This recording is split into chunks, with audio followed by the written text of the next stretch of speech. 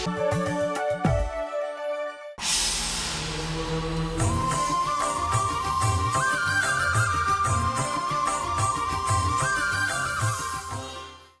సాహితీ సరస్వతికి నమస్కారం.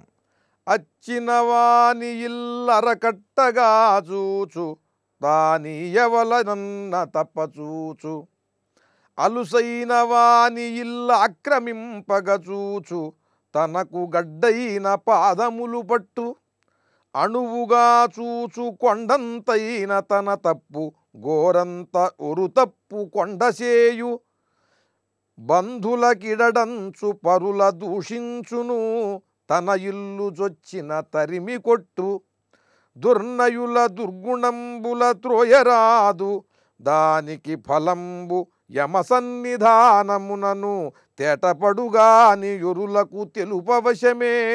రామలింగేశ రామచంద్రపురవాస. ఓ రామలింగేశ్వర స్వామి, ఓ పరమేశ్వర, అచ్చినవాని ఇల్లరకట్టగా చూచు తానీయవలనన్న తప్పచూచు.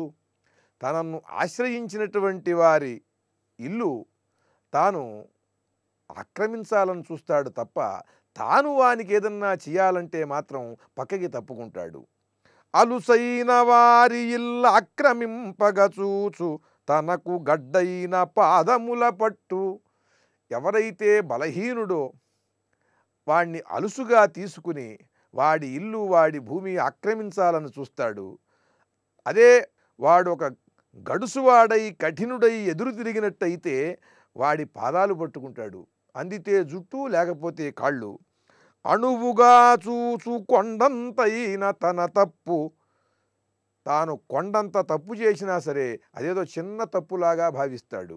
గోరంత యొరు తప్పు కొండసేయు, గోరంత తప్పు చేస్తే ఇతరులు దాన్ని కొండంతగా భావించి అందరికీ చెబుతాడు.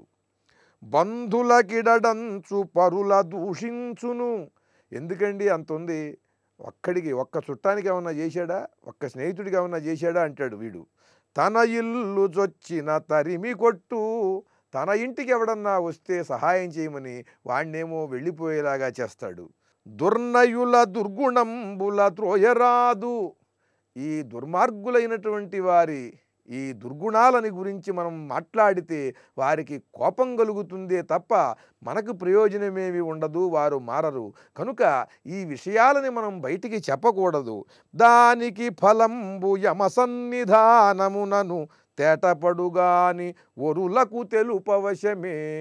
ఆ దుర్మార్గాలకు తగిన ఫలం యమసన్నిధానంలో, ఆ నరకంలో వాడు అనుభవిస్తాడు తప్ప దాన్ని ఇతరులకు తెలియజేయటం చాలా కష్టం. కనుక ఎవరైనా ఆ దుర్మార్గుడికి వాడు చేసేటువంటి చెడ్డ పనులను గురించి చెబితే మీకు కీడు చేస్తాడే తప్ప వాడు మారడు.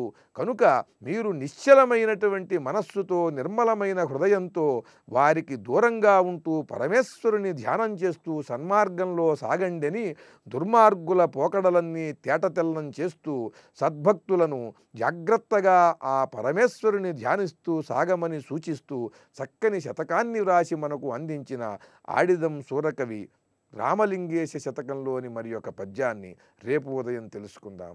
ఓం నమః శివాయ.